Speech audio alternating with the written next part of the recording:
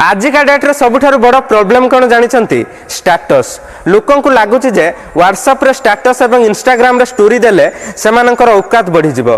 तेणु आजिका डेट्रे आपण लक्ष्य करिथिबे 17-18 वर्षर पिला माने व्हाट्सएप रे स्टेटस और इंस्टाग्राम रे स्टोरी दउथिबे जे हमर बड़ बड़ घर अछि, दामी गाड़ी अछि, दामी मोबाइल, दामी घंटा, एमिति बहुत विलासपूर्ण जीवन यापन पई बहुत दामी सामग्री अछि। तेणु सेमानंकु एबे मु तांकर निज औकात देखौछि।